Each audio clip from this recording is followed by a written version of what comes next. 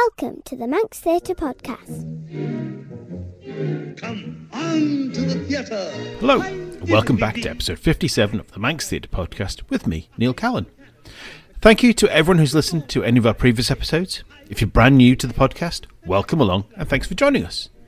In this podcast, we like to try and keep you up to date with what's going on in theatre on the Isle of Man, chatting to the cast and creatives of upcoming shows to find out a little bit more about the shows and the people behind them, and also what our Manx-born and bred performers are doing further afield.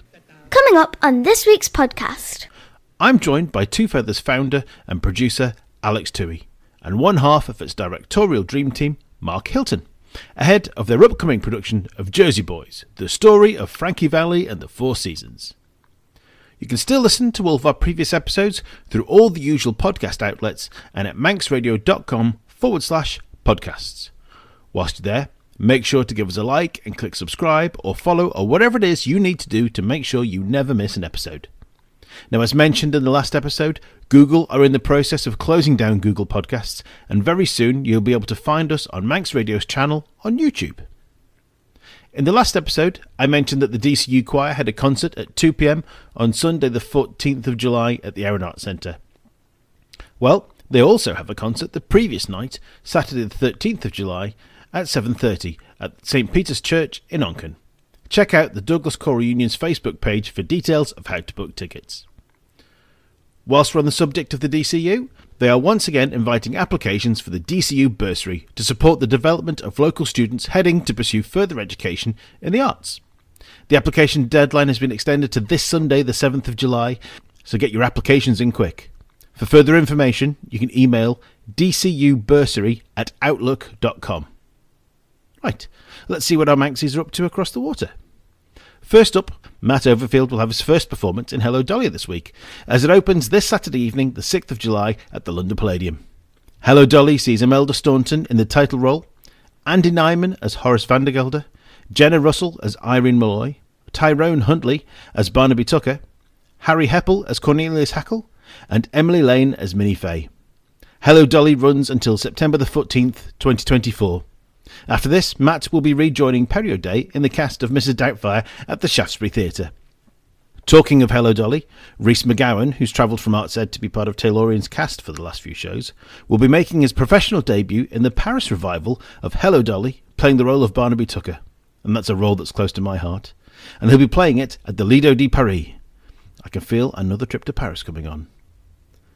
Lewis Kelly has just announced that he'll be sailing off on the Seven Seas again at the end of July with Royal Caribbean and will be playing the part of Frank Jr. in their on-board production of Saturday Night Fever. Laura Piggott has recently been filming an episode of Father Brown, which sees the 1950s Roman Catholic priest using his unique skills to solve various crimes. Well, we'll have to tune into the next series to see what she's been up to. Make sure you keep up to date with what's going on between episodes by following Manx Theatre Podcast on both Facebook and Instagram, and at Manx Theatre Pod on Twitter. Right, down to business. I'm joined in the studio today by Two Feathers company director and producer Alex Toohey, and one half of the stage direction dream team, Mark Hilton. Alex and Mark, welcome to the podcast. Good afternoon, Neil. How are you? Good afternoon.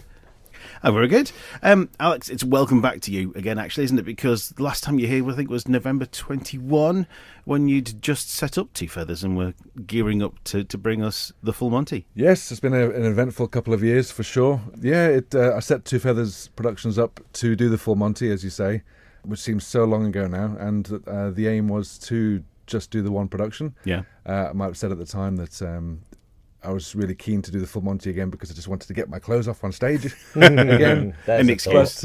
Yeah, there's a thought. But and then the opportunity for Jersey Boys came along, which I really couldn't pass up. And so yeah, fast forward 12 months, and here we are again. Very exciting times. And I guess Full Monty was really successful for you, which obviously gave you the ability then to come forward and do another fantastic show like Jersey Boys. Yeah, and it did very well, and and as always, all of the local societies are very appreciative of the support we get from the Manx public, and in turn, it allows us to keep putting shows on year on year and bringing hopefully what everyone can agree to, that a high quality production to the Manx public.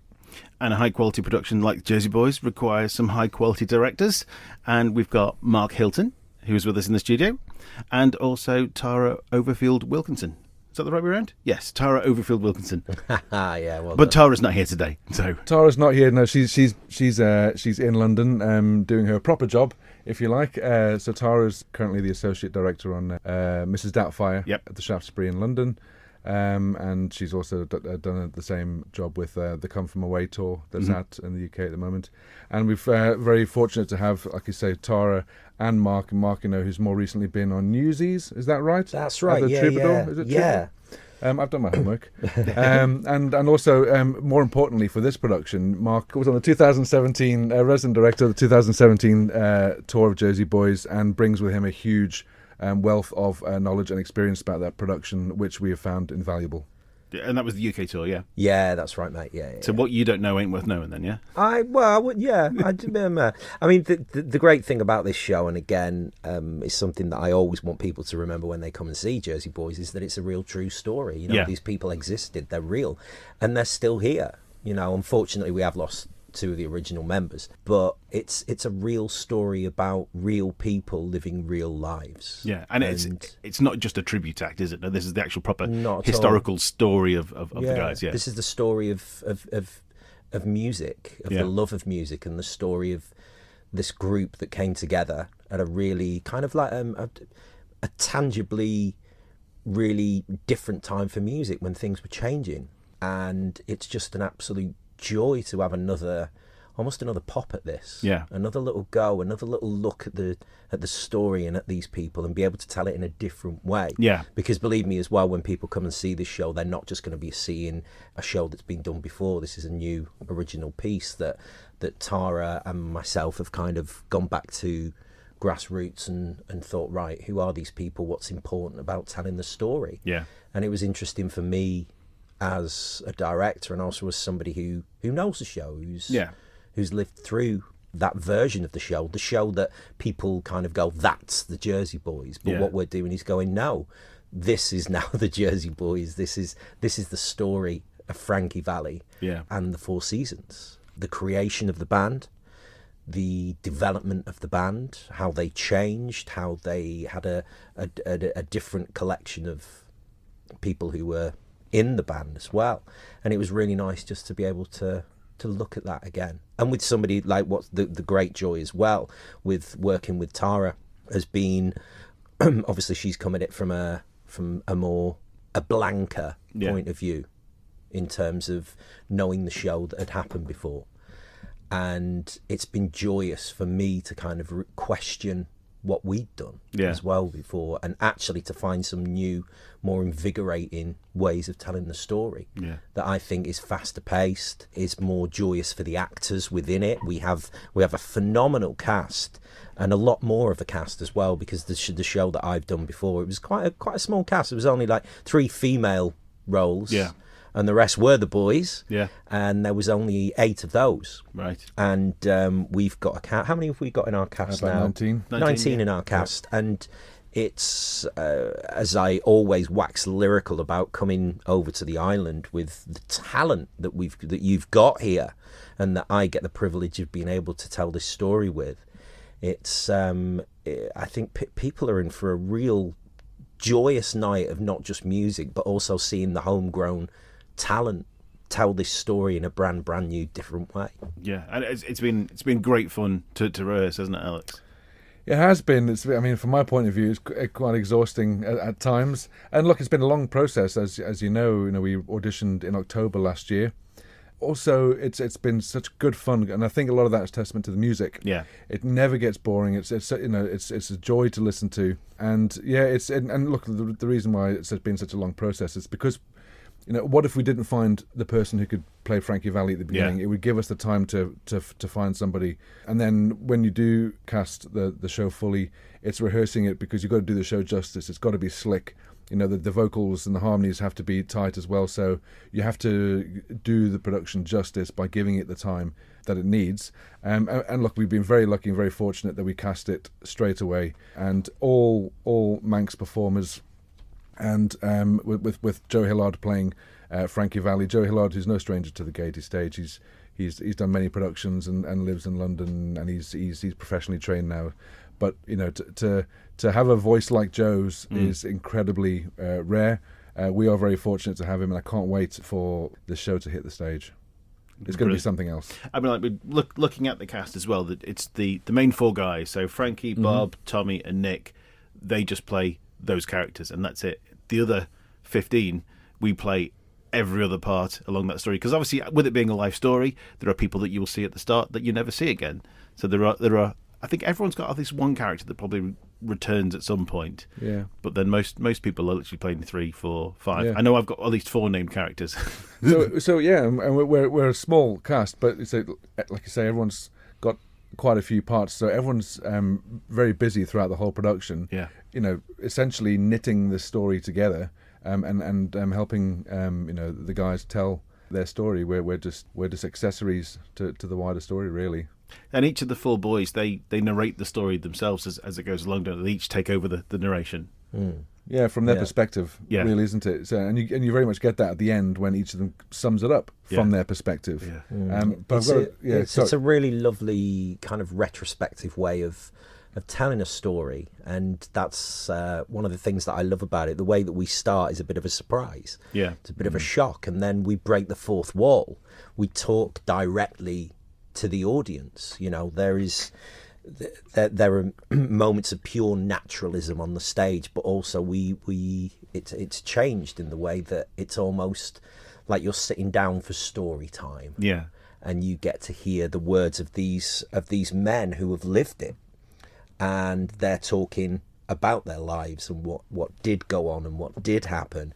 But as I always say with this, and I think Tommy's got a great line, that we always remember it how we want to remember it, don't we? We kind of remember a night or an occasion so that we come out of it in a great way. And when you've created one of the greatest rock and roll bands that has ever existed, with some of the greatest music, the greatest tunes, like what have we got in there? We've got like Sherry, Big Girls Don't Cry, some phenomenal songs. Yeah. You remember your input and what you did. Yeah.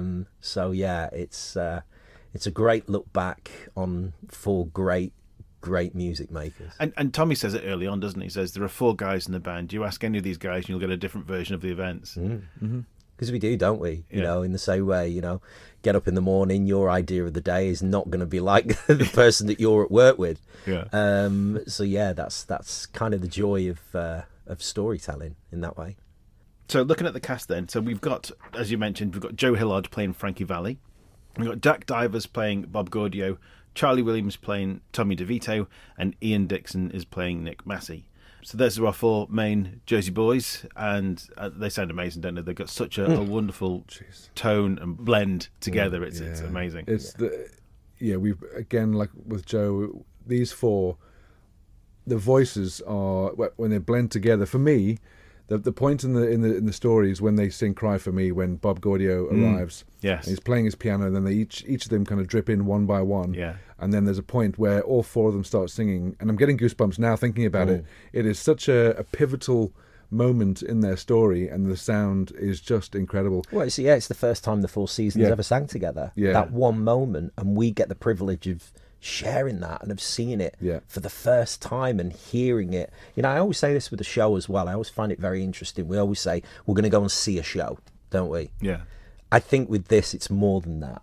You see it, but you hear it. You listen to the show, and you take in that music. And it's not, the storytelling isn't in that same way where a song is used to continue the emotional journey of a character. It's not as didactic in that way. It's not like that.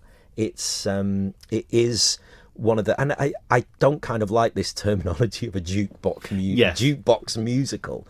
I always like to think of it of a back catalogue kind of showing of the greatness. I think jukebox musical can almost dumb down the great work. I mean, even talking about other shows, pardon me, Mr. Producer, at the moment, but thinking about other shows that have been given that title that are still running, like the joys of like Mamma Mia, You know, it's a great show with a brilliant story that can be accessed by any generation, you know, and that for me is important. That word jukebox musical is always feels a little bit dumbed down. Yeah. I mean, I've done jukebox musical before. I've done Back to the 80s, and that really is more of a jukebox musical. It's the story is just an excuse to get to the next song. Yeah. And in the next at one point there was literally 3 lines of dialogue between the end of one song and the start of the next. But this is not like that. No, this is completely different. Like Mark said, this is a back catalogue, and you could, if you strip that out, it's a play. You know, if you look at it, you know how it's a story of how they got together. You know, the beginning is how they got together, then the fame, then the heartache, the breakups. You know, there's a proper heartfelt line to this musical. And I think, you know, it aside from all the songs that everybody knows and everyone's going to absolutely love, there's another side to this where there will be moments in this show as well that will really pull at the heartstrings, and it's all true. You know, and that's what makes the difference. I feel, you know, it's and like you referring back to the 4 guys, you know, they're when they start singing together, it's really special. But throughout this whole process, they've really bonded, and they've really, you know, formed a camaraderie and a brotherhood amongst them. And you can see that, kind of jump off the stage into the audience as well. You know, they really are in each other's pockets, and they have a great time in rehearsals and on stage. And I guess that's one of the benefits of starting so early as well. But we've been very fortunate to be able to have the cast that we have. You know, there's real strength and depth from, I don't want to say top to bottom, but all the way through. You know, that there's real quality there, and I'm very, very kind of proud of everybody. Yeah. So looking further down not say down the cast list, look further across the cast list. Let's have it that way. So we have Peter Shimon playing Joe Pesci. And, superb. Yeah, and it is the Joe Pesci as well. So the famous actor that everyone's aware of. Don't spoil that bit. Who knew? Don't spoil that bit. Pete is superb. You know, he's a great actor. You know, and he's across many, you know, different accents he can do as well. You know, and the energy that he brings to it. We're very fortunate to have somebody like Pete. And we've got seasoned actor Nick Callin playing the part of Bob Crew, who was the big producer that worked with the Jersey Boys. Yeah, he was. Bob Crew, not to be confused with Bob Gaudio, who was one of the original members of the group. He was the ears. Yeah. There is, again, I don't want to be too picking out lines from the shows, but it's very true. That's why the script was formed in the way that it was, because he was the ears of the band. He knew what made a great sound, and he knew he took risks. He really did. And he changed the way that music was produced. On one of the numbers, he decided to, I think it was triple and quadruple track Frankie's voice. So it sounded like 4 versions of this set, but they were just slight, you know, they were in the mix. And it elevated the Four Seasons music to a different place. So people questioned, who are these? Is that a girl's voice? Is that a boy? Who is this? You know, and Bob Crew was a massive, huge influence into, again, I always keep coming back to this word, the development, you know, the changing of it. Because it wasn't like they just came in and they were there and they were formed and they were ready. They went through different names, even. Like, I challenge, a little competition we should do is for people to guess how many names the Four Seasons had before they actually came to that name. Several names in one day at some point. Yeah, definitely. Very much, very much so.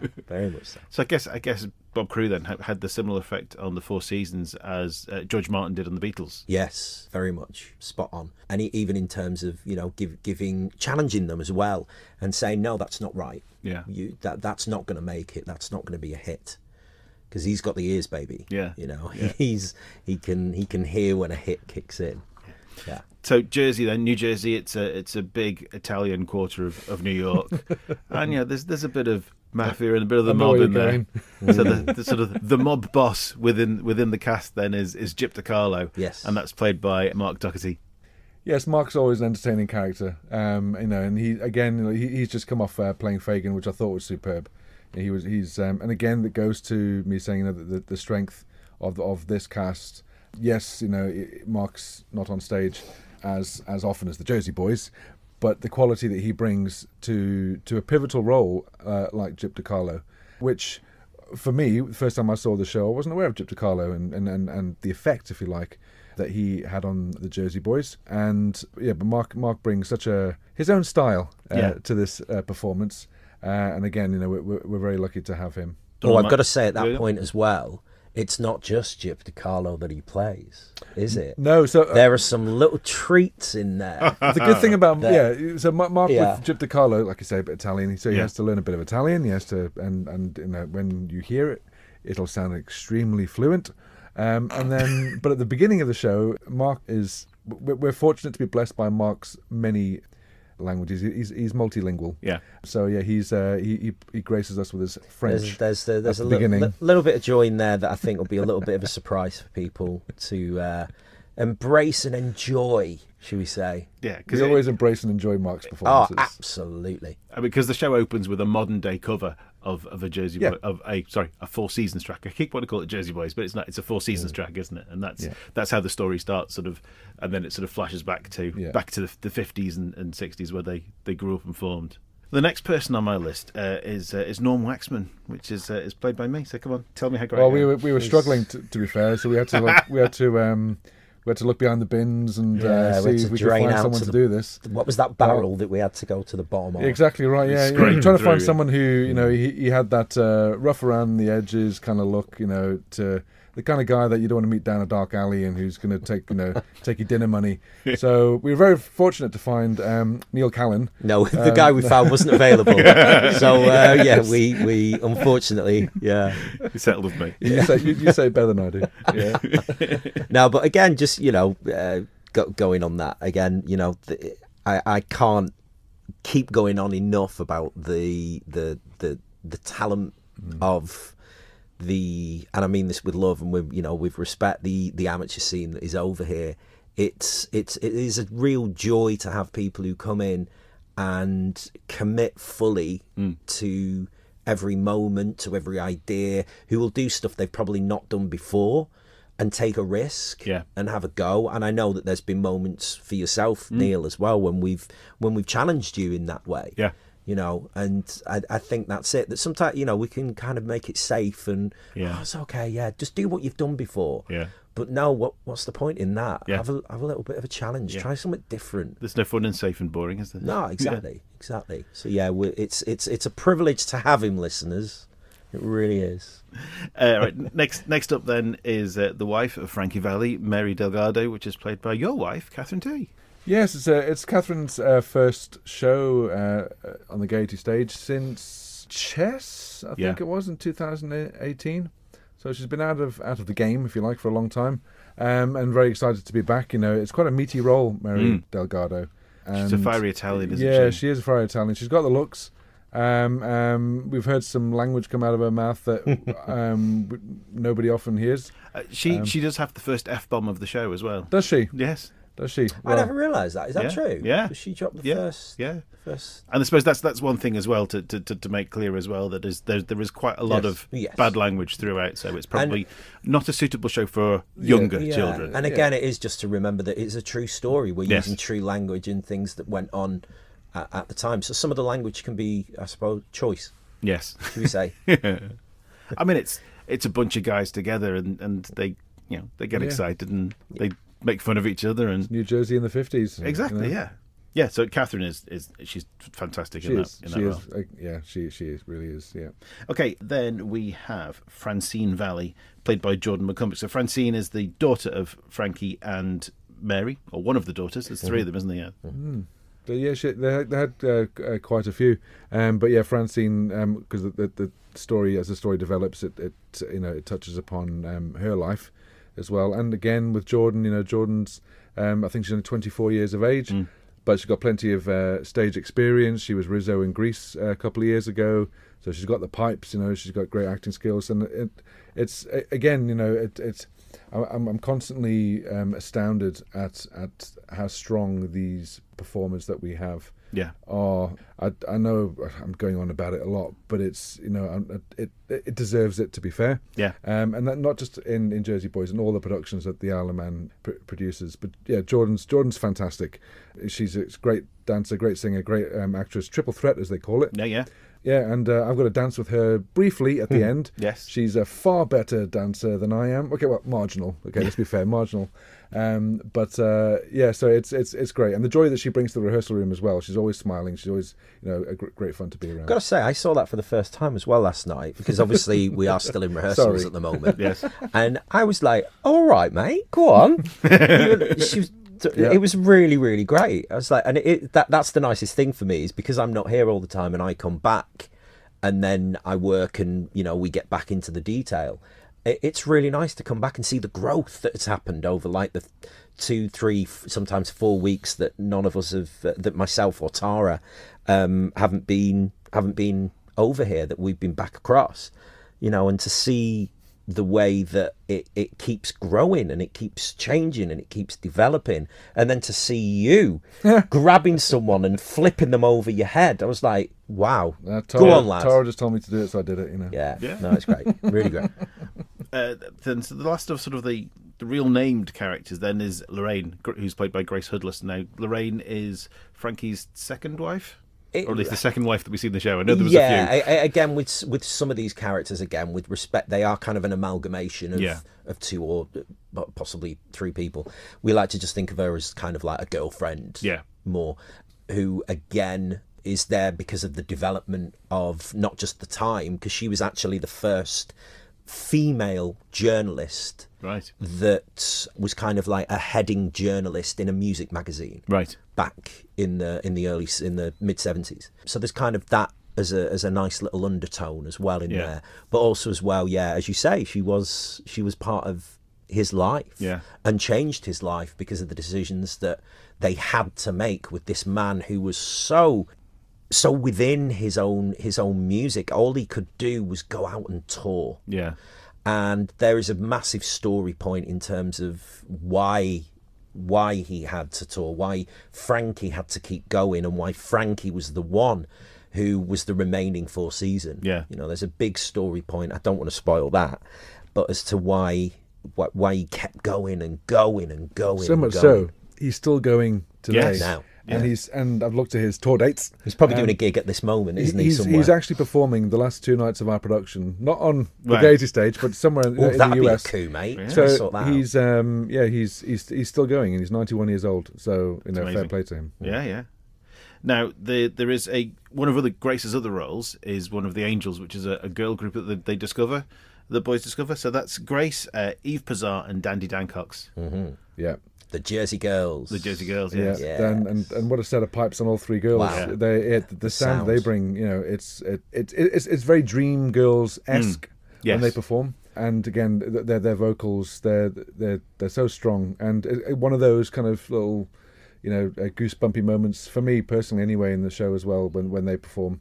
Because it's something different at that point, because you're used to the guys singing the whole time. But to see those 3. We're going to do a little social media post on them soon as well. But again, Eve, I think Eve is only 16, is she? Yes, she's 17, she is, 16 years old. And with her singing ability, and what a great little actress as well. She's got the odd line here and there, and she doesn't waste them. Oh, no. She really makes the most of them, and you don't forget it either. No. So just delighted. She has a great stage presence. She does. Yeah, you don't forget it at all. No. I love our Jersey Girls. Yes. They're great. And then, of course, we've got Lisa Dancox playing Frankie's mum. Go on, Lisa. Yeah, she's good. She's been lost with that Lisa. She throws herself into everything, and I love her little accents as well, because not only is she Frankie's mum, she's also the owner of a local bowling alley. Yes, we've styled her out when she is that character as well. But her accents with that proper Jersey accent that she throws into that, and Lisa's just. She's a great singer. She's been around for a long time. Don't say that. Decades. But what I'm highlighting the experience she has, so the quality that you get with Lisa, and so she's a great character actress, especially in this production. Yeah, very lucky to have Lisa. I think when you've got people like that as well, like there's one thing that you always see on Lisa, and that's a smile. Yeah. And I love that. Whenever I walk into the room, you just always feel, you just feel really, even though we want to support you as a cast and as a company, we feel supported by you as a company as well, coming right back at us. And she's wonderful for that. You know, she's got at a the cheeky little beginning. giggle as well, isn't she? Oh yeah, you can hear that. Naughty. She's naughty. Yeah. And then sort of rounding out the cast, then we've got young Zach Colgan, who's playing a cop and a sound engineer and a couple of little bits and pieces. Yes, good old Yeah, I mean, look, he Zachy. goes from a policeman to a drug addict, you know. Yes. And a Mexican with no nose, kind of. You know, Zach's great.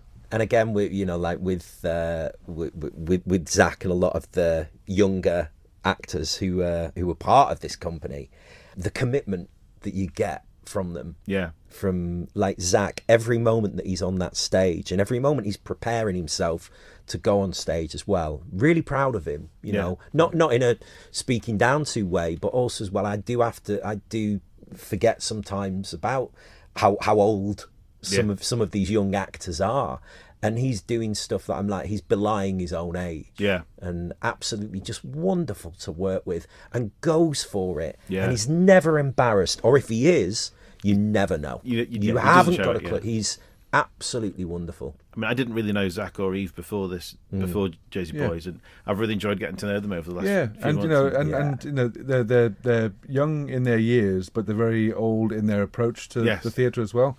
And like Mark said, you know, you often find Zach preparing, and you know, he's really focused on what he's doing, and he gets his head down, and you know, he doesn't mess around in the rehearsal room. I mean, okay, I hold my hands up sometimes. I do that, and it's not a great example. It's the worst. But Mark Doherty is. But together. But the two of them, and this goes to show the strength and depth of performers on this island. At 16 years old, they've got a fair bit of experience behind them, but also their attitude and their approach to performing, and the seriousness that they give it. You know, both of them got whatever that they choose to do in the future have got big futures. Yeah. And then the last two to talk about, we've got Beth Thomas, who's covering a number of roles, including Bob Crew's assistant. Yes, because he did have this woman who was just with him the entire time, didn't he? Yeah, and that was actually a lovely little find, because I always knew about this person that he had. He was his assistant, and that person was there to kind of throw the scent off, should we say, from the speculation about the man that was Bob Crew.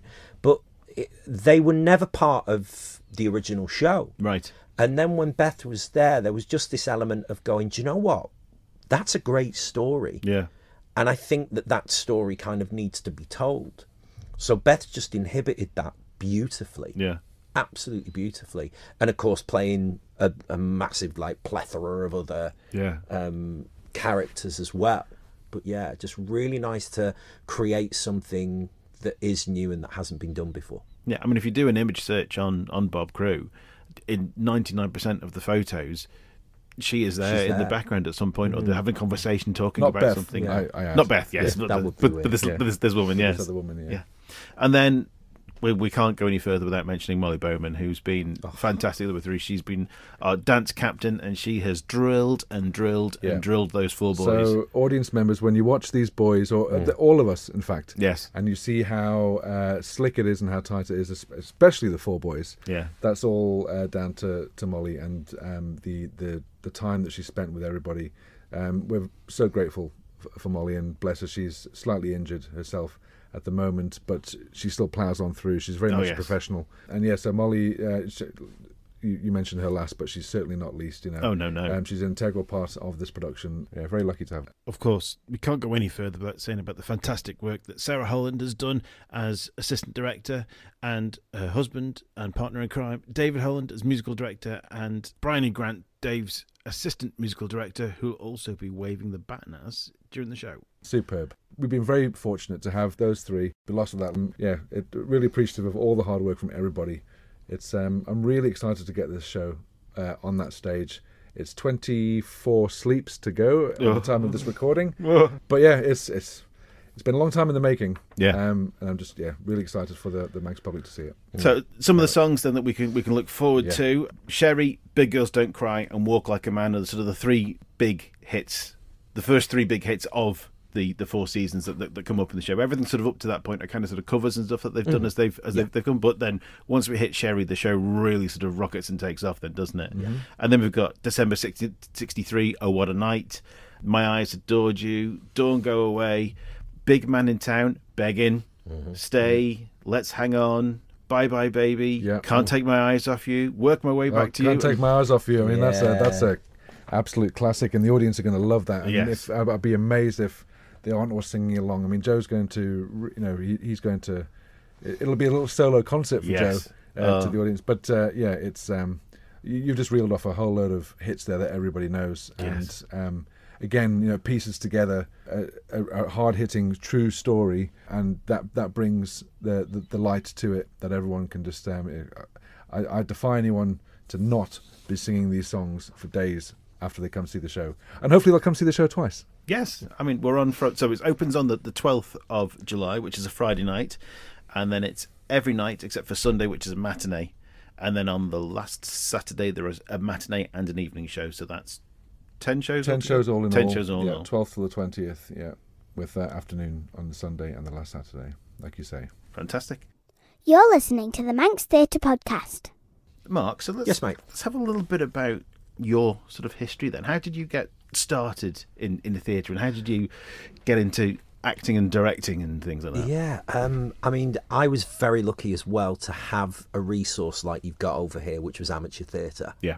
I started, I think, again, it's that age-old kind of story about starting before you were born kind of thing. Like my mum and dad and my grandma and granddad as well were all involved in the local theatre company over in Greater Manchester. That's where I'm from. And yeah, I started doing pantomimes when I think I was 3, as like the little sunflower that comes on in Mother Goose in panto. And yeah, it was through amateur dramatics. It was through the Amdram scene that I still feel immensely proud to have been part of, and that gave me the kickstart to kind of go, there's something more in this. There's a love in this that meant more for me at the time than anything I was learning, even at school. Or I was kind of lucky that I had a bit of a talent for it. Yeah, that I could act, sing, and then develop my dance ability as well. So yeah, I was doing all that, and then when I was leaving school, I remember sitting down with my parents, and I was told by my careers advisor that I should be a chef. And I said, no, I'm not going to be that. I'm going to be an actor.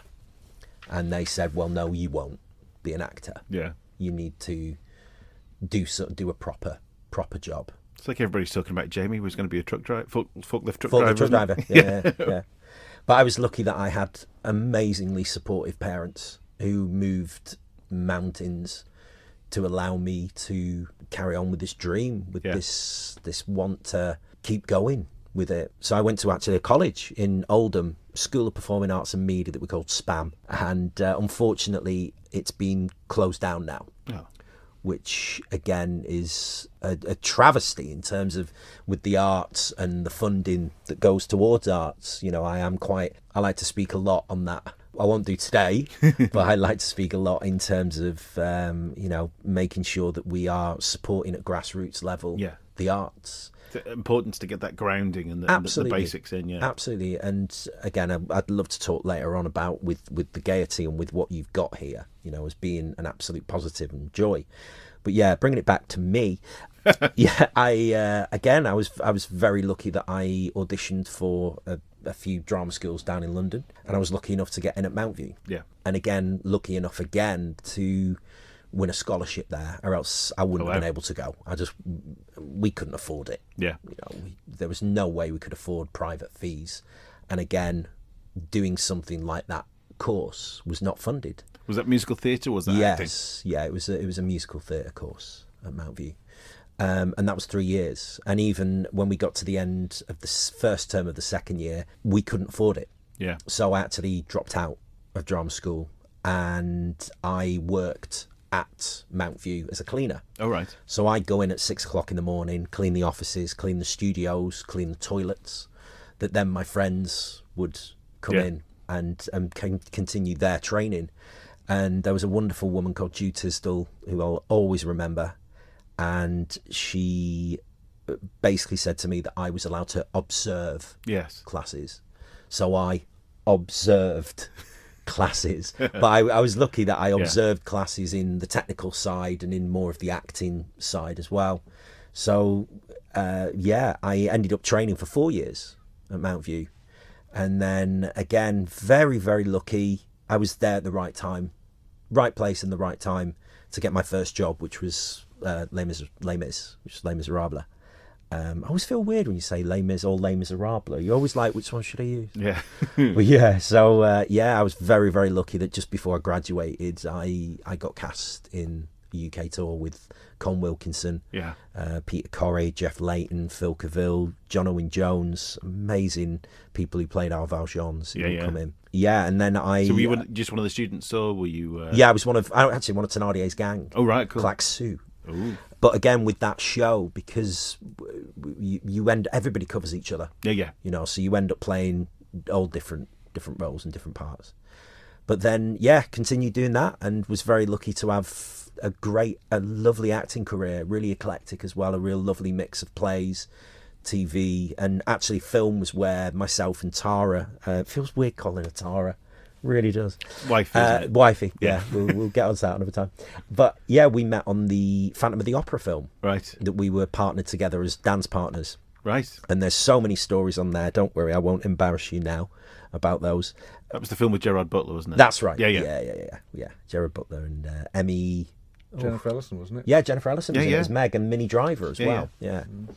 And then myself and Wifey ended up working together for quite a long time as she was associate choreographer and director, and I was a resident director.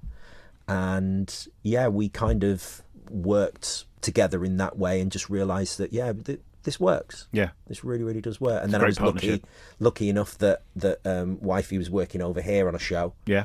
And then asked me to come along and help out, which was Sister Act. Yeah. So that was the first time that I came over. Yeah. So I didn't do Sister Act, but I was production secretary on that one and tearing my hair out, which is why I'm as follically challenged as I am today. Bless you. Bless you. But that was brilliant. So so Tara did do it was 4 shows, I think it was, with the DCU. It was Miss Saigon, Seven Brides, Seven Brothers, Tommy, and then Sister Act. Correct. Yeah. So were you partly responsible as... Yeah, I brought Tara over the very first time for Miss Saigon, and I remember asking Andrew Hilton, who was the MD at the time, for suggestions for names, and he suggested Tara. And I remember the phone call, I had with her, exactly where I was sitting, and we had a big long conversation about it. And fast forward for me, so I've known Tara 13 years now. Yeah. And always got on, great with her. She's a fantastic woman, a very, very wicked sense of humour, but also a genius at what she does as well. So the island and the performers here have been very lucky to have worked with Tara. Yes. Yes, definitely, yes. And hopefully this won't be the last time. No, excellent, good. Nice to know. Also, as well, obviously Tara loves the island with the time that she spent here, but she also managed to find herself a husband here as well, didn't she? She did, and in the saddle, I believe. Yes, in the saddle of all places, yes. Yeah, Saddle Oaky, isn't it? Yeah, Matthew Overfield, who I did a show with Matthew. I think it was my second show. I think it was Kiss Me Kate with the DCU. Right. And there's Tom, Dick, and Harry. There's Tom, Dick, and Harry, and he was one of them. And the other two were Nick Kane. Yep. And David Cowley. So I've known Matt, 20 odd years now myself, since he was a little nipper, if you like. And it's funny how things work out in life. And now he is also now. Yes. He's a professional actor, singer, dancer in London. He's just been on Mrs. Doubtfire. Yep. With Tara as his boss. Yes. And he's about to start in Hello Dolly at London Palladium with Imelda Staunton. Yes. So that's very exciting for him. Dame Imelda Staunton, yes. Isn't it? Yes. But it's only a short run, that one, isn't it? And then he's back into Mrs. Doubtfire again, I think. With Perry. Yes. Perry, yes. So two Manxies and one de facto Manxie with Tara there. She's adopted, yeah. We'll call her Manx now, yeah. Yeah, she's Manx. She's basically Manx, yeah. She's one of She's got a little pendant, which is... yes, I noticed that last time she was over, yeah. Yeah, she's very much... Her heart is very much here. Brilliant. So I've come up with a couple of newer questions recently. We tend to sort of dotted these sort of few questions in amongst the place, and when chats go as well as they do now, I tend not to put them in quite so much because it kind of then feels a little bit forced having sort of shoved them in. But I've come up with a couple of new questions lately that I thought I'll stick these ones in because go on, nice. We'll be the guinea pig. This one I've asked a couple of times. So is there a newer show that has a part that you would love to play but you can't because you're now too old? A newer show? Yeah, so things like everybody's talking about Jamie, Dear Evan Hansen, these sort of newer shows that have come out in the last sort of 10, 15 years. Oh gosh, I don't know what. Because now we're the wrong side of 40, we can't really get away with playing that teenage lead. Definitely my young 30s. Gosh. No, I don't know. Mark, do you want to go first? You're older than me, aren't you? Are you older than me? Am I? I don't know. Oh, I don't know. This feels really bad. Are we gonna trade birth dates? No. We might have to pause this bit. I need to have a think. I'm 45. Jeez, I don't know. So this is a new show that's a part that's too young for me. Matilda, yeah. Yeah. So I tick the box of different sex. And I think for me, it's maybe not a newer show, but we go back to Miss Saigon. I've loved Miss Saigon. We've seen it a few times. We've been very fortunate to put it on. And I think the part that's slightly too old for me now is the part of Chris. Yeah. I'm now 12, 13 years older than I played John in that one. But that's always been a part that would be a favourite of mine. Of course, I'm not too old if the opportunity arose again to play the engineer. Oh, yes. Because, as we all know, even 12 years ago, David Artus was in his mid-50s even then. And if he can play it, then, we can still play it now. And Jonathan Pryce peyed it, and he was in his 60s, wasn't he, when he played it? Yeah. So there's David plenty Artus of time is a for good you. company. Yeah. Love it. Mark, have you got a role? No, mate, I can still play them all. Still play them all. Put me in a pair of shorts. Babyface, that's what it is. Have a little shave, and then there you go. No problem. Okay, the other question then I've got is you're allowed to keep one costume and or prop from any show that you've been in. What is it and why? Well, I've never taken any costume or prop from a production that I've been in. I'm not convinced. When I say taken, I mean just as a memento, as a souvenir. Yeah. Until Evita, so Right. I have done this. So it's not so much a costume, but what I did take was the Perron's presidential sash, Right. which I still have at home, and it's a nice memory to have. But from a costume point of view, for me, it'd be Bill Sykes.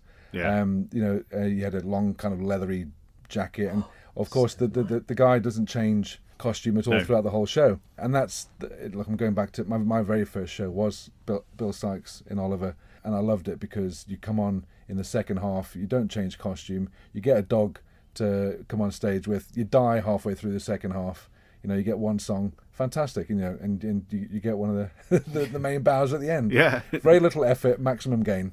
Brilliant.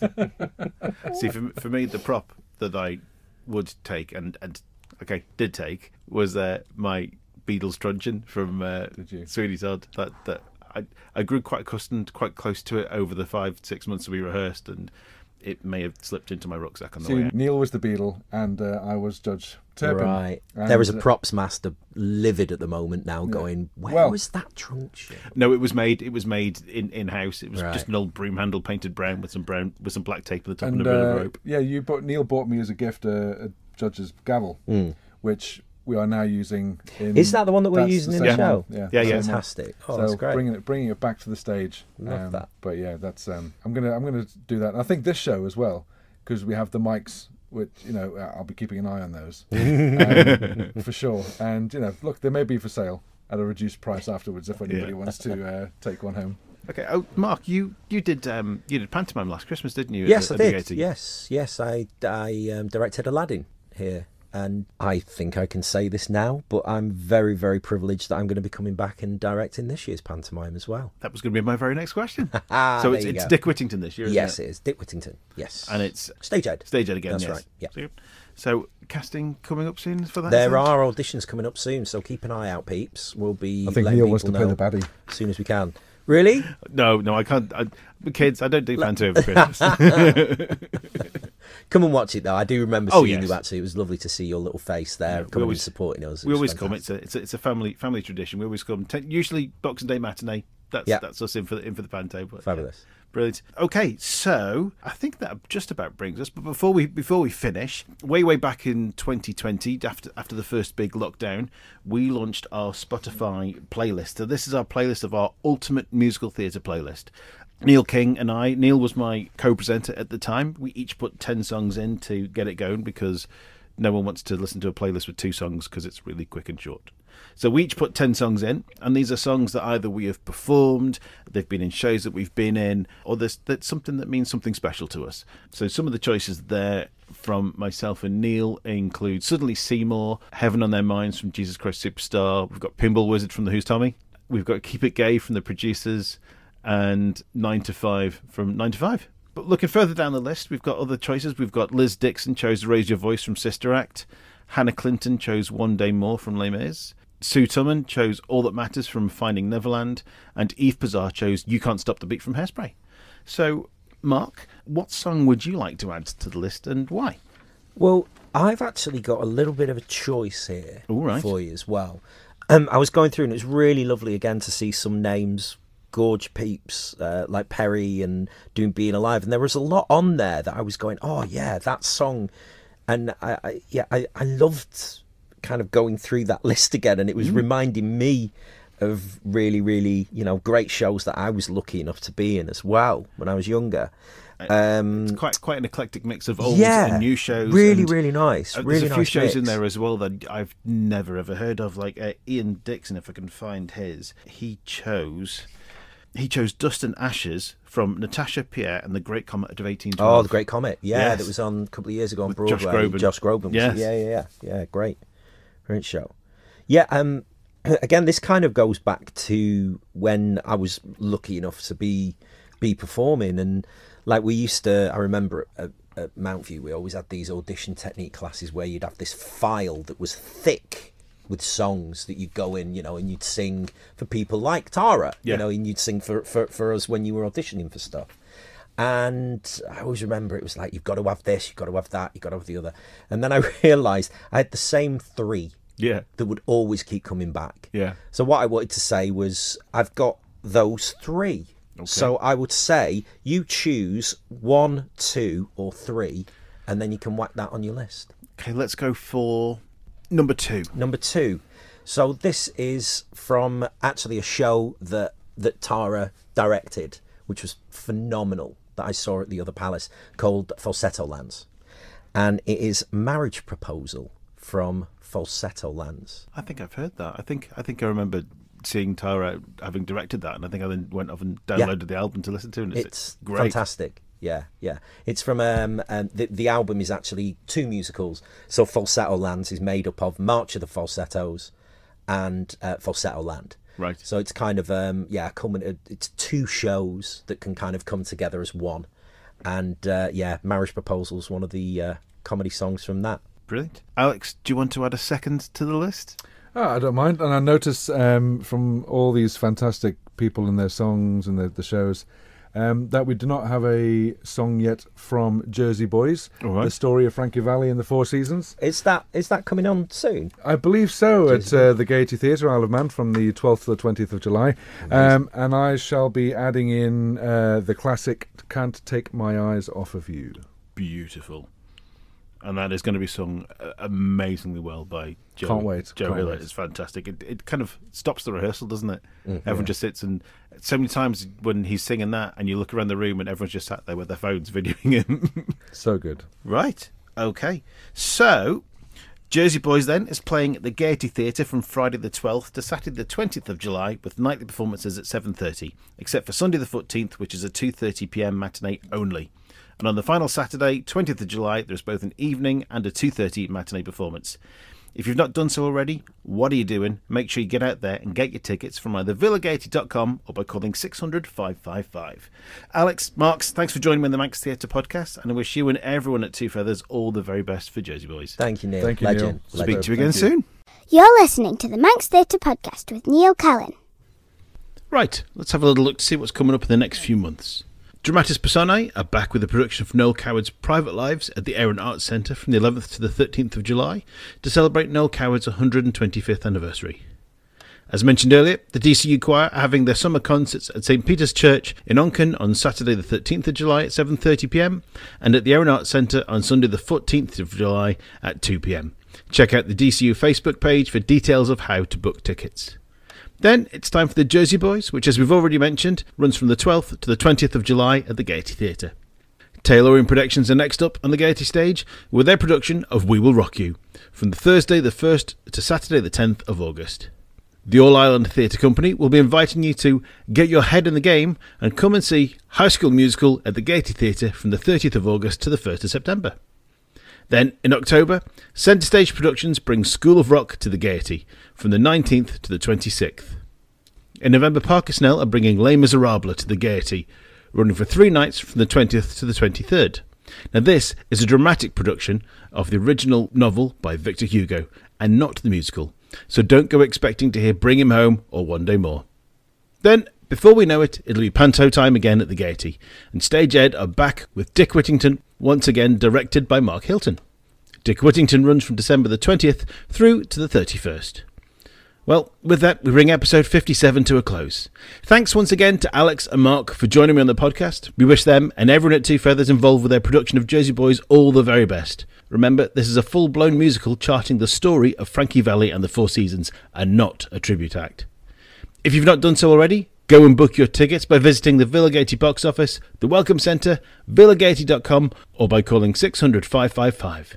And make sure you do it quick, because the tickets are going fast. Now, in the next episode, a little special one where I managed to get a few minutes at rehearsals to speak with each of the Four Seasons and a few of the cast members too. So make sure you tune in for that one.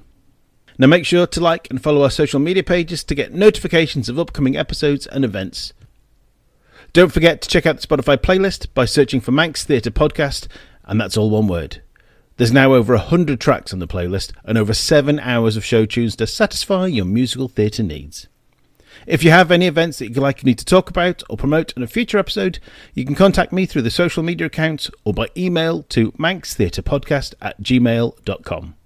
All that remains is to say thanks for listening, and I hope you join me again next time. I've been Neil Callin, and you've been listening to the Manx Theatre Podcast. Goodbye. The Manx Theatre Podcast, taking a look behind the scenes of Manx Theatre. And actors alive for me.